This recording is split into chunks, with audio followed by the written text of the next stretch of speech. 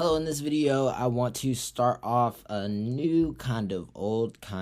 new series that is talking a little bit about what I think will be probably one of, if not the strongest critiques on the upcoming LD resolution for September and October around the World Trade Organization, intellectual property protections, and medicine, which is racial capitalism. I think there are a lot of good arguments to be made about racial capitalism in this resolution, and I think that if you haven't, it would be really good to tune into some of the stuff that I've already talked about on racial capitalism just generally. I did an entire series on it that should be up by now, and I think that it would be really good to tune into that to get some of my base ideas about like what racial capitalism is, how I define it and think about it, because I definitely in this video don't want to do too much rehashing. I really want to start just talking about what I think about the application of this specific type of criticism to the specific resolution that's happening in September and October, because I think that's kind of what makes this video like unique and different. And so I definitely kind of want to start there and just kind of like start our conversation at where like racial capitalism meets the September-October resolution,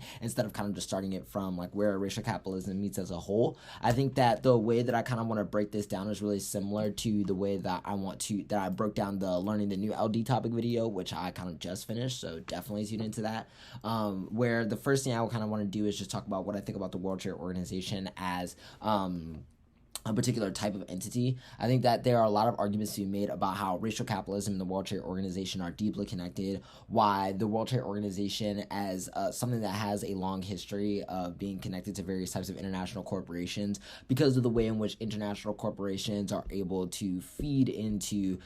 various types of like political platforms vis-a-vis other countries and their own expansion and their investment in their own domestic countries. I think there's a lot of ground to be talked about how there is a kind of like historical connection between these kind of corporations and their ability to have leverage and hold leverage over the kind of like international projects that are taken over by the World Trade Organization. And I think there are various examples to pull that from, both like in the context of medicine and also outside of the context of medicine. But I definitely think that there are I think a lot of history that you should investigate in terms of the ways of thinking about how the World Trade Organization is something that is dictated by these governments, isn't something that operates by each government just having their own independent say that is like completely decontextual to their prior political ties, other alliances they have outside of the organization, their ties to particular businesses and the way those businesses are developing and creating certain investments into their countries, etc., all mean something in terms of the types of decisions that are made and the way that they affect the various types of local populace at a level that kind of informs and extends various types of colonialism, imperialism.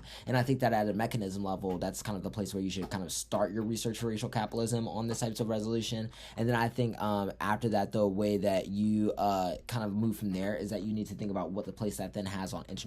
intellectual property protections. I've kind of continued to set this in all my conversations where race and capitalism kind of come up in the context of intellectual property protections, which is that I think that there's a large way to tie the way in which that the kind of like transformation of knowledge is something that can be like digitally resourced and marketed as a way to create bare necessities such as like medicine and other types of like technology, all create a kind of like way in which we pathologize who is able to control and think of like the creation of technology and the innovation of like science and medicine. And I think that oftentimes that representation is guided by thinking of like the white Western scientist that is able to like save the world from like the pandemic or save the world from like incoming types of violence. And I think that there are a lot of arguments to be made about why that cements a kind of like colorblind or certain racial projects that can create implicit bias about how we are already thinking about the place that marginalized bodies hold in the relationship that they have to things like medicine and technological development as a whole. I then think when you apply that specifically to the context of medicine, you have a really good argument to be made about how this kind of like basic necessity, the way to like fight things like diseases, especially in the age of like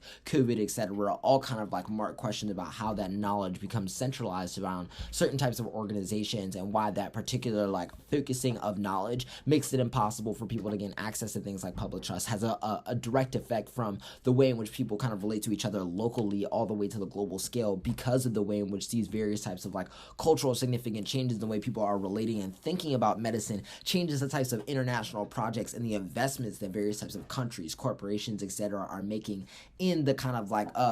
the dispersion of such like medicine and such resources. And so I think there are so many arguments to be made about how things like medical development and the kind of other things that come from intellectual property protection in this particular evidence are all things that are based off of a history of doing things like outsourcing particular types of developments to other places where different types of like experiments that are unethical can be made, or kind of like gliding over or erasing the history in the way in which Black people in the context of places like Tuskegee and Henrietta Lacks play significant roles in development of medicine through their ability to be sacrificed for the greater good of the nation, and the way that kind of like produces like types of like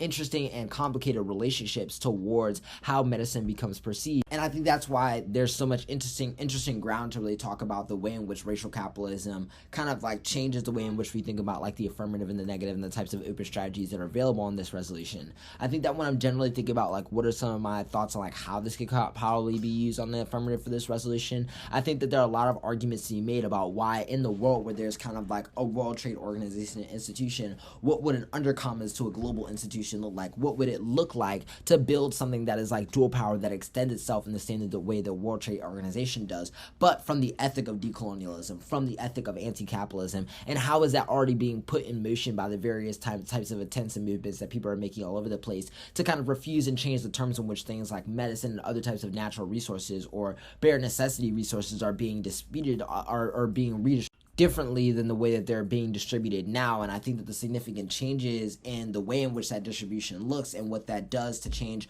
our idea about like the over encompassing like global, or the idea that like the global is something so far out of our reach, could help us find direct connections between like local efforts for defying capitalism in a way that changes like global solidarity and movements of global solidarity that are necessary for all types of ethics of decolonialism. And I think on the negative, there are a lot of ways to challenge how the kind of like not even the actual reduction of intellectual property protections, or the continued focus on intellectual property protections as a field, requires us to still think about the privatization of knowledge and the privatization of how we distribute and think about access to knowledge, and who even has the legitimate standing to like make or create an invention, and what kind of standards we use to legitimate such an idea, are all places where I think the negative can have really intimate critiques about how any type of like field of intellectual property protection that doesn't look towards abolishing such a field could be problematic in terms of how it will be able to like resolve the questions that racial capitalism wants to ask. Hopefully this video was helpful, and hopefully you'll tune into some of the other videos I'll be doing talking about racial capitalism on this resolution. And yeah, thanks as always for tuning in.